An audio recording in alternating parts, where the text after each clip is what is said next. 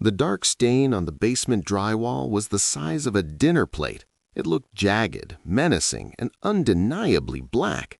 Standing in front of it was my son-in-law, Trevor, and a woman holding a clipboard who introduced herself as a senior safety assessor. I sat in my wheelchair 10 feet away, gripping the rubber handles until my knuckles turned white. My left side was still a little numb from the stroke 2 months ago, but my right eye, the eye that had inspected 3,000 commercial buildings in this city, was 20/20. "You see, Miss Davis," Trevor said, his voice dripping with exaggerated concern, "it's Stachybotrys chartarum, toxic black mold. It's spreading inside the walls. With Joe's respiratory issues, I just don't think it's safe for him to stay here another night." Miss Davis adjusted her glasses, leaning in but not too close. "It does look extensive. We would need to quarantine the area immediately." "Exactly," Trevor nodded vigorously. He turned to look at me, putting on a sad, pitying smile. "I'm sorry, Joe. I know you love this house, but it's literally killing you. We have the papers for the Sunnyvale facility ready. It's for your own good." I stared at the stain. I didn't say a word. The stroke had made my speech slow, and when I talked, I sounded like I had a mouthful of marbles. People mistook the slur for senility. They assumed that because my tongue was heavy, my brain was soft. They were wrong. I looked at the mold. Real toxic mold grows in circular patterns. It has a greenish-black hue. It looks slimy when wet and powdery when dry. But most importantly, it smells musty, like wet dirt and rotting leaves. I took a deep breath through my nose. The air in my basement didn't smell like rot. It smelled like xylene, that distinct chemical sweetness you find in permanent markers and industrial spray paint. I wanted to stand up. I wanted to walk over there and scratch the mold with my thumbnail to show them it was just ink. But I stayed seated. I let them think I was defeated, because if Trevor was bold enough to paint fake mold on my walls to condemn my house, he was desperate, and a desperate man makes mistakes. I knew exactly what I was looking at. It wasn't biological growth, it was vandalism. But what I was about to find behind that drywall and the recorded conversation that would send Trevor to prison would require me to play the part of the helpless invalid just a little longer. If you believe that a man's home is his castle and you hate seeing the elderly treated like debris to be cleared away, hit that like button, subscribe to the channel. Let's conduct an inspection. My name is Joe Gable. For 35 years, I served as the Chief Structural Inspector for the city. I didn't just enforce the International Building Code. I helped write the local amendments. I know every load-bearing calculation, every shear wall requirement, and every plumbing vent specification in the book. My signature is on the occupancy permits of half the skyscrapers downtown. I have zero tolerance for shortcuts. In my world, a shortcut isn't just lazy, it's a potential funeral. I applied that same rigor to my own life. I built this house, a 3-story Victorian on a hill overlooking the harbor, back in 1980. It was a fixer-upper then. Now, with the gentrification of the neighborhood, real estate agents cold call me 3 times a week, offering $2 million for the lot. They call it a development opportunity. I call it my home. It was supposed to be the legacy I left to my daughter, Sarah. Sarah's a good girl, but she has a fatal flaw. She married Trevor. Trevor calls himself a real estate entrepreneur. In reality, he flips houses using cheap materials and high-interest loans. He's all flash and no foundation. He drives a leased Range Rover and wears suits that are too tight. He talks about leveraging equity and diversifying assets. I never liked him. I tolerated him because he made Sarah happy, or at least I thought he did. 2 months ago, my world tilted on its axis. I was in the kitchen making coffee when my left arm went dead, then my leg, then the floor rushed up to meet me. It was a mild ischemic stroke. I got lucky. I wasn't paralyzed, but I was slow. The doctors said with rehab, I'd be back to 90% in a year. But a year is a long time when you have a wolf waiting at the door. When I was discharged from the hospital, Sarah insisted that she and Trevor move in to help me. "Just temporarily, Dad," she cried, hugging me, "until you're strong again. Trevor can handle the maintenance." I was too weak to argue. I let them in. For the first few weeks, it was fine. Sarah cooked meals, Trevor mowed the lawn. But then the comments started, small digs about the house. "Hey, Joe," Trevor would say, helping me into my chair. "These floors are really creaking. Foundation might be settling. Old houses like this, they're money pits." Or, "The wiring looks ancient, Joe. Are you sure this is safe?" One spark and poof! I ignored him. I inspected this house every year. I knew the wiring was upgraded to 200-amp service in 2010. I knew the foundation was pinned to bedrock. The house was solid. But then things started breaking. A door handle came off in my hand. The pilot light on the furnace kept going out. A window pane shattered spontaneously. Trevor was always there, shaking his head, looking grim. "It's just falling apart, Joe," he told me last week. "It's too much for you to manage. We should look at selling while the market is hot." I saw the hunger in his eyes. He didn't care about my safety. He cared about the $2 million tied up in timber and brick. He needed capital. I had heard him late at night arguing on the phone in the garage about balloon payments and hard money lenders. He was underwater on a bad flip, and he viewed my house as his life raft. I knew I was losing Sarah. She had completely bought in. So when I woke to the chaos of the kitchen last night, I knew this wasn't an accident. It was the inciting incident. It was 2 a.m. I was sleeping in my room on the first floor. We converted the study because I couldn't do stairs yet. At 2 a.m., I woke up to a sound that sets any homeowner's teeth on edge. The sound of running water. Fast, aggressive water. I struggled out of bed, grabbing my walker. I shuffled into the kitchen. Water was spraying from under the sink cabinet, soaking the hardwood floors. Trevor was already there. He was wearing his robe, but interestingly, he was also wearing heavy work boots. Who puts on lace-up boots at 2 a.m. to check a noise? "Stay back, Joe," Trevor shouted, pointing a flashlight at the flood. "It's the main line burst. It's a catastrophe." He fumbled with the shutoff valve under the sink. It wouldn't turn. "Valve is seized," Trevor yelled. "I have to shut it off at the street." He ran out. 10 minutes later, the water stopped, but the damage was done. The kitchen floor was a lake. "I called a specialist," Trevor said, walking back in, breathless. "He's on his way. But Joe, this looks bad. This looks like galvanic corrosion. The whole system might need to be ripped out." He looked at me. "I don't think you can stay here while we fix this. It's a biohazard." I looked at the puddle. I looked at the cabinet, and even through the fog of my stroke, something nagged at me. Copper pipes don't just burst in the middle of a straight run. They burst at joints, or they burst when frozen. It was 60 degrees in San Francisco. "Let me see," I mumbled, trying to move my walker forward. "No," Trevor blocked my path. "It's slippery. You'll fall. Let the professionals handle it." He was blocking the crime scene. He didn't want me to inspect the failure. But he forgot who I was. I don't just inspect failures. I investigate them. And when I finally got a look at that pipe later that afternoon, I realized Trevor wasn't just a bad investor. He was a bad criminal. The morning sun did not bring relief. It brought clarity, and what it illuminated was a crime scene masquerading as a kitchen. Sarah had gone to work, teary-eyed and apologetic, convinced by her husband that she needed to save her sick days for when I was moved to the facility.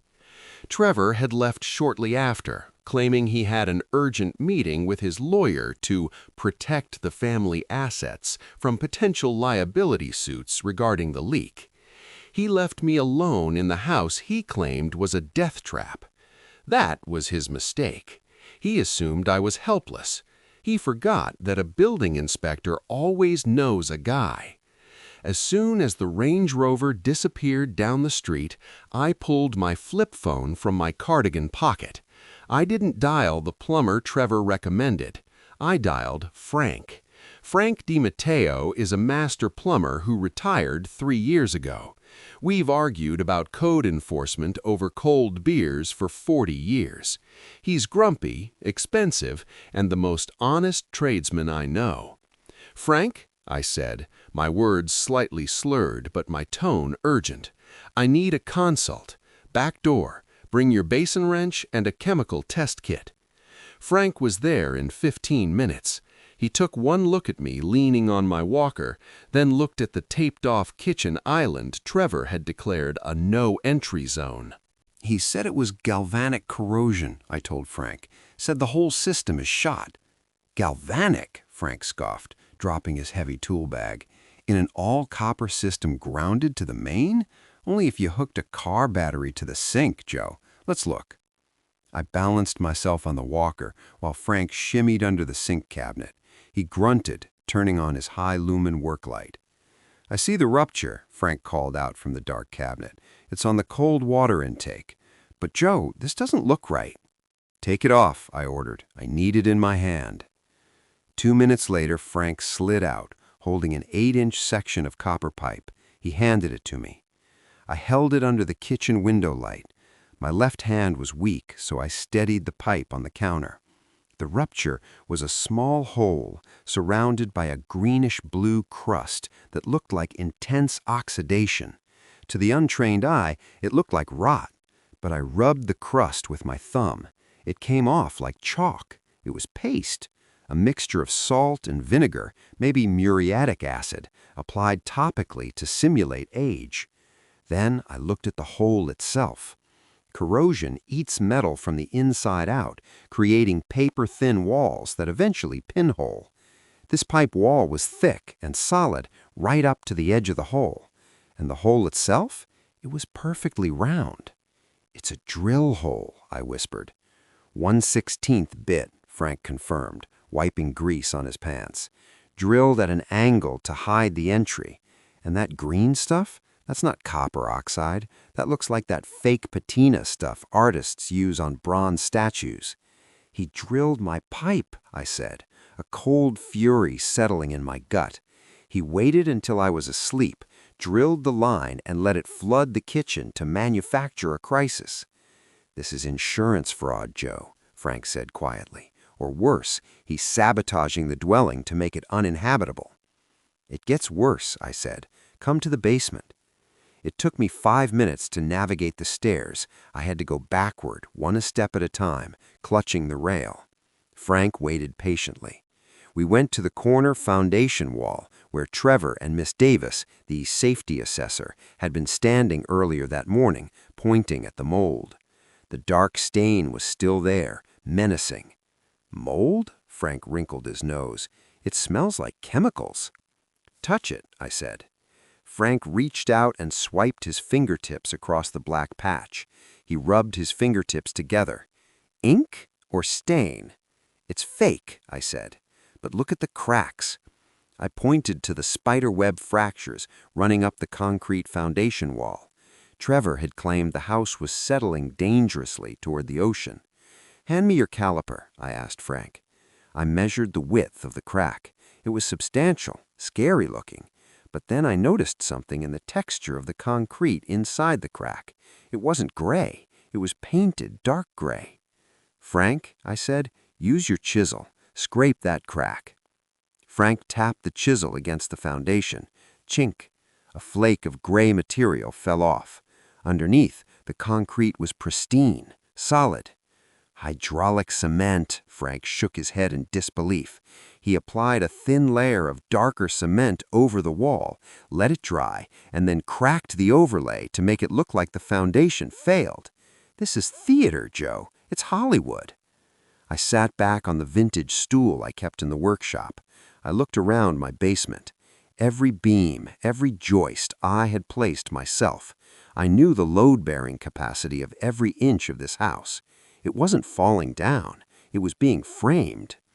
"Stop. You need to understand the magnitude of what I just found. If Trevor was willing to flood my house and paint fake cracks on my foundation, he wasn't just trying to get me to move. He was building a case for incompetence. If he could prove the house was failing and I was refusing to see it, he could petition the court for emergency guardianship. He could seize my assets for my own safety before I even had a chance to speak. He wasn't just stealing my house. He was stealing my agency. He was stealing my life. I looked at Frank. "Does your truck still have that drain camera, the one with the recording function?" "Yeah," Frank said. "Why?" "Because," I said, pulling a voice recorder from my pocket, an old dictaphone I used for field notes. "I need to catch him preparing the set for the next act." We heard a car door slam outside, the heavy thud of the Range Rover. Trevor was back, and he wasn't alone. I could hear heavy footsteps, moving dollies. "Go out the bulk cellar door," I hissed to Frank. "Take the pipe. Do not let him see you." Frank grabbed the evidence and disappeared into the shadows of the storm cellar. I sat there on the stool, clutching my walker. I put on my best confused old man face. The basement door at the top of the stairs opened. "Joe," Carol Trevor called out, "are you down there? I brought the movers." "The movers?" I called back, keeping my voice shaky. "Yes, Joe," Trevor came down the stairs, followed by two burly men. "We have to clear the basement. Miss Davis said the mold spores are active. We're throwing out the old furniture. It's contaminated." He pointed to my workbench, to my tools, to the records of my 35 years as an inspector. "Dump it all, Joe," Trevor ordered the men. "If it's porous, it goes." He was erasing me. He was stripping the house of my history under the guise of safety. "Trevor," I said weakly, "those are my files." "They're moldy, Joe," he said, patting my shoulder with a handkerchief over his hand, as if I were contagious. "Let it go. Focus on getting better. We signed the papers for Sunnyvale this morning. You move in on Monday." Monday. That was 3 days away. "Okay," I whispered. "Okay." Trevor smiled. It was the smile of a man who just closed the deal of the century. He turned back to the movers. "Start with the filing cabinets." I watched them drag my life up the stairs. I didn't stop them, because while they were moving the past out the front door, I was planning the future. And I knew exactly where to plant the wiretap that would bring the whole ceiling down on his head. The movers left at 4 p.m., taking 40 years of my woodworking tools and drafting files to the dump. Trevor watched them go, wiping his hands as if he had done a hard day's work. I sat in my wheelchair by the front window, nursing a cup of tea I didn't want, watching my history disappear into a junk truck. Trevor walked past me, talking on his cell phone. He was speaking in that hushed, frantic whisper men use when they owe money to people who don't send bills in the mail. "I know, Sal. I know. Friday. You'll have the title transfer on Friday. The old man he's pliable. Yeah, don't worry about the appraisal. The land is double the loan." He stepped into the garage and closed the door. I looked at the heating vent on the floor near the garage entrance. In Victorian houses, the cold air returns are massive, covered by ornate iron grates. They act like echo chambers. If you drop a marble in the vent upstairs, you hear it in the basement. I didn't have high-tech gear. I had the Olympus digital voice recorder I used to dictate code violations in the 90s. It had a voice activation setting. I waited until I heard the shower running upstairs, Trevor washing off the mold. I moved my wheelchair to the vent. My back screamed as I bent down. I leveraged a screwdriver from my pocket, one the movers missed, and popped the heavy grate loose. I slid the recorder inside, securing it with a piece of duct tape to the metal ductwork. I replaced the grate. The trap was set. Now I needed the bait to walk into it. That evening, Sarah came home early. She looked exhausted. Her eyes were red-rimmed. She hugged me tight, smelling of the antiseptic soap from her dental office. "Dad, I'm so sorry about your things. Trevor said they were unsalvageable." "It's just stuff, honey," I lied, patting her back. "Houses are made of people, not things." Trevor came downstairs, fresh and clean, smelling of sandalwood cologne. He put an arm around Sarah. "We're doing the right thing, babe. He's safe. That's what matters. Did you call Dr. Evans about the competency evaluation?" My blood ran cold. Competency evaluation. That was the legal nuclear option. If Dr. Evans, a man I hadn't seen in 10 years, declared me mentally unfit, Trevor wouldn't just sell the house. He would become my guardian. He would control my bank accounts, my medical decisions, everything. Sarah hesitated, looking at me. I set it for tomorrow, Trevor, but Dad seems okay today. Maybe we should wait. Sarah, Trevor's voice dropped, soft and manipulative. We talked about this. The flooding, the hoarding in the basement. He's confusing rot with paint. He's confusing the days. If he hurts himself when we're not here, could you live with that? He was twisting the knife. He was using her love for me as a weapon against me. No, Sarah whispered. I couldn't. Then we stick to the plan, Trevor said. Tomorrow at 10 a.m., we get the signature. They went into the kitchen to start dinner. I stayed in the living room. I needed to know why Friday was the deadline. Why was he so panicked about the end of the week? I waited until they were asleep. It was 1 a.m.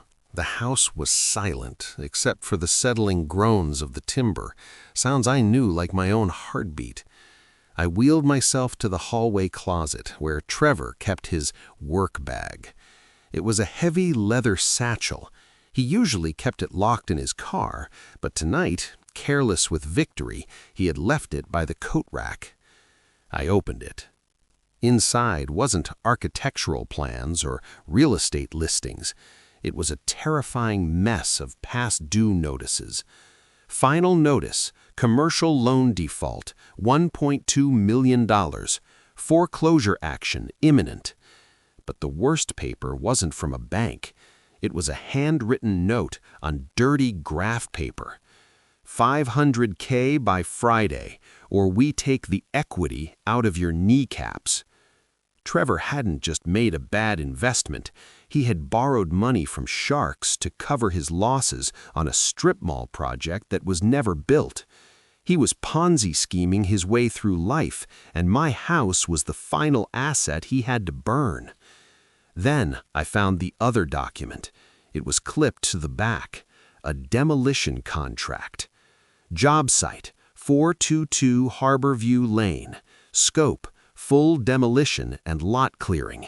Start date, next Monday. My house, this house. He wasn't selling it to a family. He was selling the dirt to a developer who planned to raze it to the ground. He was bulldozing the home where my wife died, where Sarah took her first steps just to save his own skin. I took photos of the documents with my phone. I put them back exactly as I found them. I wheeled myself back to the HVAC vent. I retrieved the recorder. I prayed the batteries held. I took it to my room and plugged in my headphones. I hit play. Static. Then Trevor's voice echoing in the ductwork. He wasn't talking to Sal. He was talking to his mistress. Yeah, baby, it's almost over. The old man is checking out. No, he's not dying, but he might as well be. I'm dumping him in Sunnyvale on Monday. Yeah, the state-funded ward. I told Sarah the private one costs too much. I clenched my jaw. Once I get the power of attorney tomorrow, I sign the deed over to the shell company, pay off Sal, and we clear about $400,000 on the flip. Then I leave Sarah. I can't stand her whining anymore. I stopped the tape. My hands were shaking, but not from the stroke. I felt a clarity I hadn't felt in months. He was going to divorce my daughter. He was going to leave her penniless, homeless, and blaming herself for putting Dad away. He was going to destroy 2 generations of my family in one weekend. I looked at the calendar on the wall. Tomorrow was Thursday. The emergency hearing was set at 10 a.m. He was bringing a notary and likely a paid-off doctor or lawyer to witness the signing. He thought I was going to be the confused, pliable invalid. He thought I would sign whatever paper he put in front of me because I trusted my daughter. He was right about one thing. I would sign a paper tomorrow, but it wouldn't be the one he expected. I didn't sleep that night. I spent the hours writing. I wrote down the code violations of his fraud. I referenced the drilled pipes. I referenced the fake mold. And then I called in the big guns. I called Raymond Vance. Ray used to be my apprentice 20 years ago. Now, he was the city building commissioner, the man who can condemn a building or arrest a fraudulent developer with the stroke of a pen. "Ray," I whispered into the phone at 3 a.m., "wake up. It's Joe. I have a code red at my personal residence. I need a surprise inspection." "Joe?" Ray sounded groggy. "What time is it? What's wrong?" "Structural failure," I said, "caused by pests. I need you here at 10 a.m. Wear your badge." Morning came. The executioners arrived. Trevor wore a blue suit. Sarah looked like she hadn't slept, and with them was a woman I didn't recognize, a notary with a mobile stamp kit. "Good morning, Joe," Trevor beamed, oblivious to the fact that he was walking onto a job site that was about to collapse on top of him. "Ready for a fresh start?" "I am," I said, wheeling myself into the living room. "I'm ready to clean house." The document on the coffee table was thick. It was printed on heavy legal bond paper, and the title at the top was typed in bold, confident letters: "Durable Power of Attorney for Asset Management and Health Care." Next to it lay a cheap black pen. Trevor tapped the document with his index finger. He wasn't smiling anymore. He was in closing mode. "It's just standard language, Joe," Trevor said, pushing the document toward me. "It gives me control over the property to fix the safety hazards. Remember the mold, the foundation, the exploding pipes?" "I remember the pipes," I said softly. I reached under the blanket I had draped over my legs in the wheelchair. Trevor tensed. He probably thought I was reaching for a weapon. In a way, I was. I pulled out the 8-inch section of copper Frank had cut for me. I set it on top of the contract with a dull metallic clank. Trevor stared at it. His left eye twitched. "What is that?" Sarah asked, leaning forward. "Is that from the kitchen?" "It is," I said. "This is the pipe that burst 2 nights ago. Trevor said it was galvanic corrosion. He said the system was rotting." I picked up the pipe and held it out to Sarah. "Look at the hole, honey. Look close." Sarah squinted at the copper. "It's round," I pointed out, my voice slipping into the lecture tone I used for rookie inspectors. "Nature doesn't make perfect circles, Sarah. Only drill bits do. And that green stuff, that's not rot. I rubbed it with nail polish remover this morning. It's paste. It's fake." The room went dead silent. The notary looked up from her phone. "He drilled the pipe," I said, pointing at Trevor. "He sabotaged the house to scare you into moving me out." Sarah turned slowly to look at her husband. "Trevor?" For a split second, I saw panic in Trevor's eyes, but he's a con man, and con men know that when you're caught in a lie, you don't confess, you attack. Trevor stood up violently, knocking his chair over. He pointed a shaking finger at me. "Oh my God," Trevor breathed, looking terrified. "Sarah, look at him. Look at his obsession." "What?" Sarah looked confused. "He drilled it," Trevor shouted. "Don't you see? He sabotaged the pipe himself. He's acting out, Sarah. It's the dementia. He's destroying the house to keep us here. He drilled the hole to frame me because he's paranoid." He turned to the notary. "You see this? He's a danger to himself and the property. We need that signature now, before he burns the place down." It was a masterclass in gaslighting. He took my evidence, my undeniable proof, and flipped it into a symptom of my insanity. "I didn't drill it," I said, struggling to keep my voice calm. My stroke-slurred speech made me sound drunk, which didn't help. "I inspected it." "You're confused, Joe," Trevor yelled, leaning over me. "You're sick. Who drills a hole in their own house? A crazy person, that's who. Sarah, sign the witness line. We are taking custody of the estate immediately for his own protection." Sarah was crying now. She looked at the pipe. She looked at Trevor. Dad wouldn't do that, Trevor. Dad isn't here anymore, Trevor snapped at her. The stroke scrambled his brain. Look at the basement walls. Look at the mold. Did he paint that too? He's sick, Sarah. Do you want him to die in this rubble? Sarah sobbed. She put the pen down. I felt a cold shiver go down my spine. He was winning. He was using volume and fear to bulldoze the truth. I needed to play my ace. I needed to escalate before the ink touched the paper. I didn't paint the mold, I said, my voice hardening, but I did record the conversation you had with your mistress last night. Trevor froze. He stopped breathing. I pulled the black Olympus recorder from my pocket. I hit play. The volume was turned all the way up. Yeah, baby, it's almost over. The old man is checking out. No, he's not dying, but he might as well be. I'm dumping him in Sunnyvale on Monday. Yeah, the state-funded ward. I told Sarah the private one costs too much. The state-funded ward. I told Sarah the private one costs too much. I stopped the tape. The silence that followed was heavy. It was the kind of silence that precedes a structural collapse. Sarah put the pen down. She looked at Trevor. Her face wasn't sad anymore. It was blank, shocked. "You're leaving me?" she whispered. Trevor's face turned a mottled red. He looked at the recorder, then at me. The mask dropped completely. He realized the confused old man act was a ruse. He realized I was lucid and dangerous. "Give me that," Trevor hissed. He lunged for the recorder. I tried to pull it back, but I was slow. My stroke-weakened arm wasn't fast enough. Trevor snatched the device from my hand. He threw it hard against the brick fireplace. It shattered into plastic shrapnel. "It's fake!" Trevor screamed, his veins bulging in his neck. "It's AI! He manipulated it! He's trying to ruin our marriage because he's jealous!"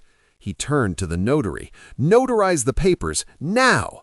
I can't," the notary stammered, packing her bag frantically. "The principal is clearly under duress. I'm leaving." "You aren't going anywhere." Trevor grabbed her arm. "Let her go!" I shouted, trying to stand up from my wheelchair. Trevor shoved me back down. It was a hard, violent push.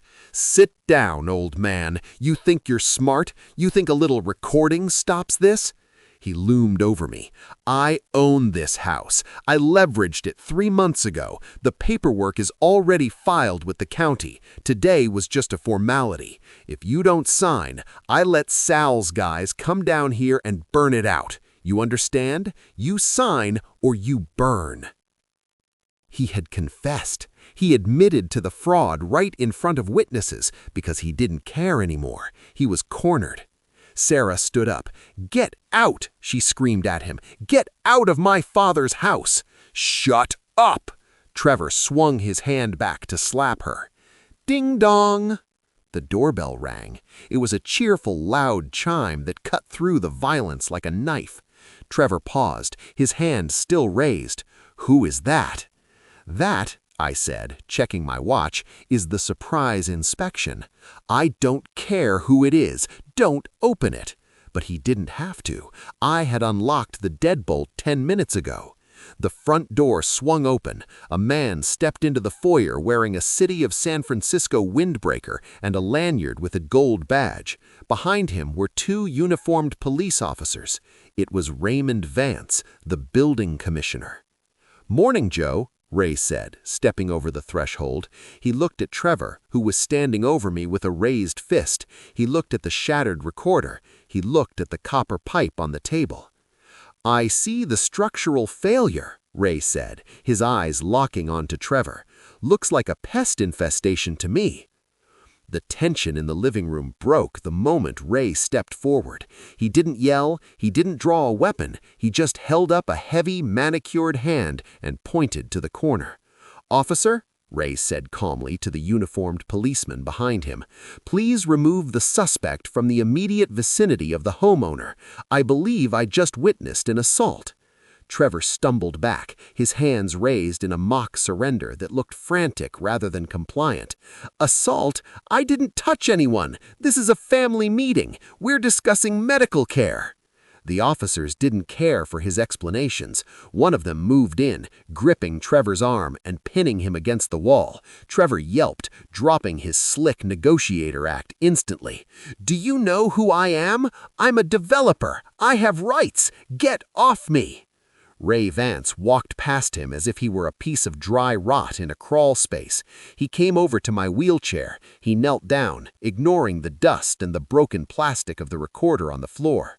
"You okay, Joe?" Ray asked, checking my face for bruises. "I'm fine, Ray," my voice steady despite the adrenaline shaking my limbs. "Just a little structural instability, nothing we can't shore up." Ray smiled, a tight, grim expression. He stood up and turned to the table where the drilled pipe lay. He picked it up. He inspected the drill hole with the same precision I taught him 20 years ago. Code violation.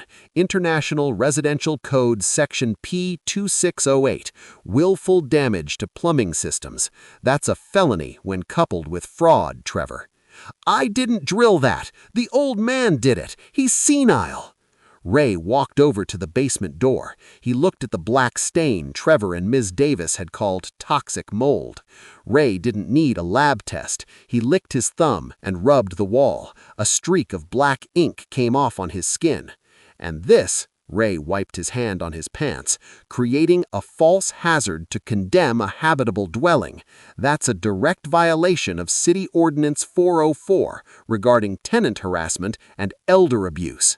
Ray turned to the officers. "Book him. Assault, elder abuse, vandalism, and attempted fraud. I'll act as the expert witness for the prosecution." "You can't do this!" Trevor shrieked as the handcuffs clicked into place. "Sarah, tell them we own this house." Sarah stood up. She walked over to her husband. Her face was tear-stained, but her eyes were dry now. She looked at the man she had promised to love and cherish. She looked at the bruises forming on my arm where he had shoved me. "We don't own this house, Trevor," she whispered. "My father does, and you just tried to burn it down." "I did it for us," Trevor pleaded, desperation creeping into his voice as the officers started dragging him towards the door. "Sarah, listen to me. I owe money, bad money. Sal is going to kill me if I don't pay him on Friday. You have to help me. Sign the papers, please." "Sal?" Sarah recoiled. "Who is Sal?" "He's a loan shark," I cut in. I reached into the cushion of my wheelchair, my mobile filing cabinet. I pulled out the photos I had taken of the documents in Trevor's leather bag. I handed them to the second officer. "You might want to add these to the evidence file," I said. "Loan default notices, threats of bodily harm from a known gambling syndicate, and this." I held up the last photo. It was the demolition contract. "This is a contract to bulldoze the property next Monday. He wasn't going to fix the house, honey. He was going to scrape it off the lot and sell the dirt." Sarah stared at the photo. Her mouth opened, but no sound came out. She realized finally that she wasn't a partner in Trevor's life. She was just another asset to be liquidated. "Get him out of here." Trevor's screams faded as the cruiser doors slammed shut outside. The silence that rushed back into the house wasn't heavy like before. It was clean. It felt like the air after a thunderstorm washes the smog away. Ray sighed, loosening his tie. "You always did have a flair for the dramatic, Joe. You could have just called me yesterday." "I needed him to commit," I said, wheeling myself over to Sarah. "If you stopped him early, he would have just claimed he was investigating repairs. I needed him to threaten me. I needed the tape." I looked at the shattered remains of the recorder on the hearth. Hopefully the memory card survived the impact. "It's flash memory, Joe," Ray laughed. "It's tougher than concrete. We'll get the audio." I took Sarah's hand. She collapsed onto the sofa, weeping softly. She wasn't crying for Trevor. She was crying for the wasted years. She was crying because she realized she had let a monster into the sanctuary I built for her. "I'm so sorry, Dad," she sobbed. "He told me. He made me think you were dying. I just wanted you safe." "I know," I said, stroking her hair. "Inspection requires perspective, Sarah. When you're standing too close to the crack, you can't see that the whole foundation is shifting. You couldn't see it, but I could." I looked around the room. The mold was still on the wall. The kitchen floor was still warped from the water damage. The pipe was missing. The basement was empty of my tools. The house was wounded. It bore the scars of the battle we just fought. But scars don't mean a structure is unsound. They just mean it has a history. "We have a lot of work to do," I said, looking at the ceiling I had plastered 40 years ago. "The drywall needs patching, the plumbing needs a re-pipe, and I believe we have a vacancy in the basement that needs filling." Ray clapped me on the shoulder. "I know a good contractor, Joe, though he's a bit hard-ass about the code." "Is he expensive?" I asked, a small smile touching my lips. "The best are always expensive," Ray grinned. We spent the rest of the afternoon giving statements. The police took the recorder fragments. They took the copper pipe. They took the photos. The case against Trevor was airtight. He hadn't just committed fraud. He had committed it in front of the city building commissioner. It was the legal equivalent of robbing a police station. But there was one loose thread: Sal. As the sun began to set, my phone rang. It was an unknown number. I picked it up. "Mr. Gable," a gruff voice asked. "Speaking," I said. "This is Detective Miller from the Organized Crime Unit," the voice continued. "We picked up a frantic call from your son-in-law at the station. He's trying to cut a deal. He says he owes money to a man named Salvatore, huge sums of money, and that your deed was the collateral." "That sounds accurate," I said. "We just want to let you know," the detective continued. "Trevor gave Sal's location. We raided his office an hour ago. We found the promissory note with your address on it. Your deed is safe, Mr. Gable. The lien was fraudulent. We're tearing it up." I hung up the phone. It was over. The demolition trucks weren't coming. The sharks weren't circling. The house was mine again. I wheeled myself to the window. I looked out at the harbor lights twinkling in the twilight. I looked at the reflection of my face in the glass. I didn't see a confused, stroke-riddled invalid. I saw Joe Gable, the chief inspector. I had cleared the hazardous debris. I had evicted the squatter. And now, for the first time in months, I was going to sleep without wondering if the roof was going to fall on my head. But before I rested, there was one last repair to make. I looked at Sarah, who was sitting in the kitchen, staring at the drilled pipe. I needed to rebuild her confidence. I needed to show her that broken things can be fixed as long as the foundation is good. The trial of Trevor Daniels was less a legal battle and more a public dissection of a predator. With the testimony of City Building Commissioner Ray Vance, the forensic evidence of the drilled pipe, and the shattered audio recorder's memory card, his defense crumbled like the cheap drywall he used in his flips. He tried to claim he was protecting me. He tried to claim I was incompetent. But when Ray played the recording of Trevor plotting to bulldoze the house while I was still living in it, the jury stopped making eye contact with him. The judge wasn't lenient. She called his actions a monstrous betrayal of fiduciary and familial duty. Trevor was sentenced to 8 years in state prison for elder abuse, attempted grand larceny, and malicious destruction of property. Last I heard, he's working in the prison laundry. It's the first honest manual labor he's ever done. Sarah filed for divorce the day after the arrest. It was a clean break. The commercial debts that Trevor had accrued were solely in his name, another benefit of him thinking I was the only one with assets worth stealing. He tried to saddle her with his gambling losses, but the prenuptial agreement I insisted on 5 years ago held up. It was built on a solid foundation, just like this house. Sarah lives with me now, not as a nurse, but as a partner. We spent the last 6 months restoring the damage Trevor did. It wasn't just about painting over the fake mold. It was an exorcism. We ripped out the kitchen floor. We found the subfloor was actually water damaged from the flood, so we replaced it. We installed new copper piping, no drill holes this time. Frank came over to help with the soldering. He refused payment, so I bought him a case of that expensive imported scotch he pretends not to like. "Good joints, Joe," Frank said, admiring the new plumbing last week. "Should last another 50 years. Longer than I will," I laughed. My stroke recovery is progressing. My speech is almost back to normal. The marbles in my mouth are gone. I still use a cane for long walks, but the wheelchair is back in the closet. I don't plan on needing it anytime soon. Yesterday afternoon, I found Sarah in the basement. She was staring at the wall where the fake black stain used to be. We had scrubbed it clean and repainted it a cheerful, bright white. She was holding a stud finder and a level. "What are you doing?" I asked, leaning on my cane in the doorway. "Checking the load-bearing studs," Sarah said, marking a spot with a pencil. "I'm thinking of putting up some shelves for your new tools, since we lost the old ones." She pointed to the corner. There was a brand new workbench sitting there. On it sat a fresh set of calipers, an architectural scale ruler, and a new code book. "I can't replace 40 years of history, Dad," she said, her voice catching, "but I can help you start a new log." I walked over and hugged her. She felt solid. She wasn't the weeping, confused victim anymore. She was a gable. She had weathered the earthquake, and she was still standing.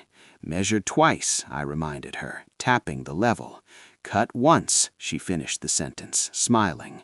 "I'm 71 years old.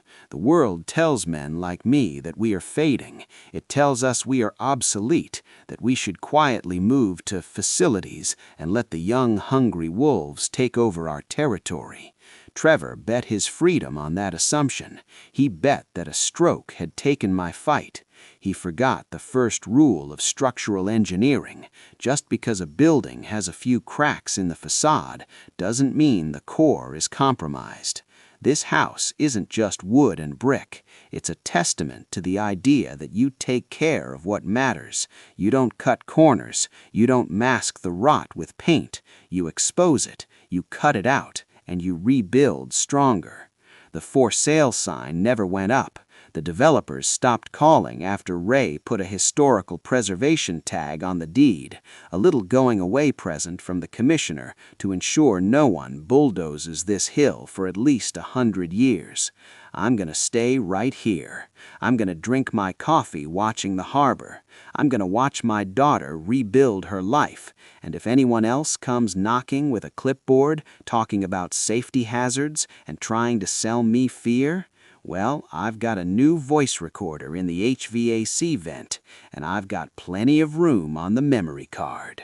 This is John Vengeance. If you enjoyed watching a crooked developer get inspected and rejected, hit that like button. Share this with someone who needs a reminder to check their pipes. And remember, a coat of paint can hide a lot of sins, but it can never hold up a roof. Stay sharp, stay safe, and always inspect the work.